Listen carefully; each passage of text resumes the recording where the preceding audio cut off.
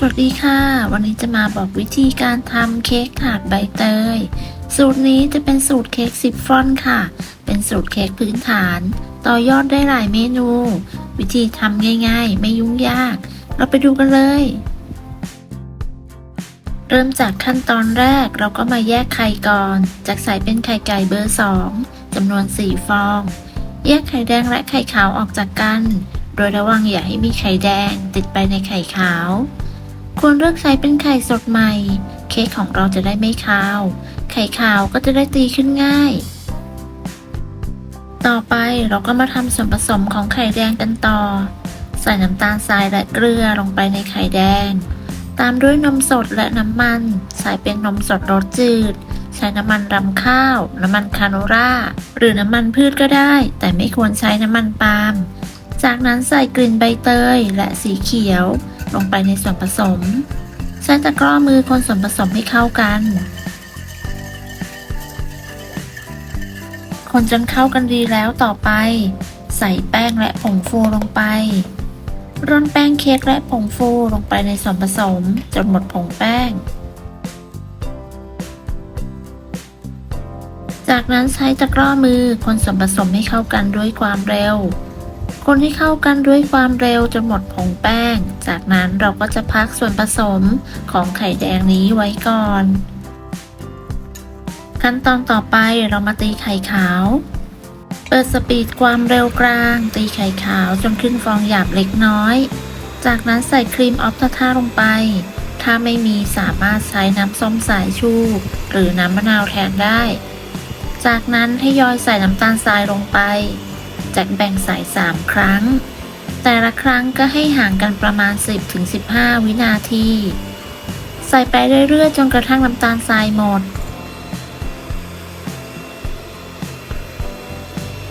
เมื่อใส่จนน้ำตาลทรายหมดแล้วเราก็ตีไข่ขาวต่อ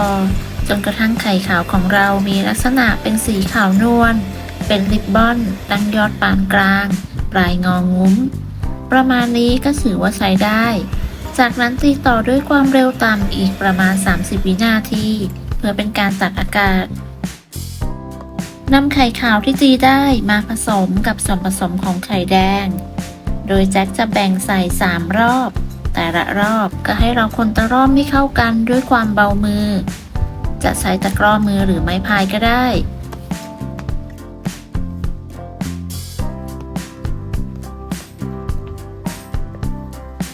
เมื่อคนตะร่อมจนเข้ากันดีแล้วต่อไปเราก็จะนำส่วนผสมไปเทใส่ถาดใช้ถาดขนาด 10x10x1.5 นิ้ว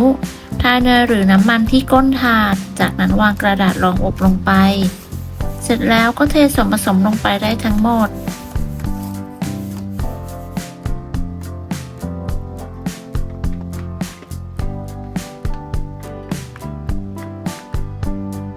เทส่วนผสมลงถาดหมดแล้วเราก็เกลี่ยให้ทั่วให้เรียบเสมอกันที่สำคัญอย่าลืมเคาะเบาๆเพื่อไล่อากาศแล้วก็นำเข้าอบทันทีอบที่อุณหภูมิ160องศาใช้ไฟบนล่างไม่เปิดพัดลมใช้เวลาอยู่ที่ประมาณ 20-25 นาที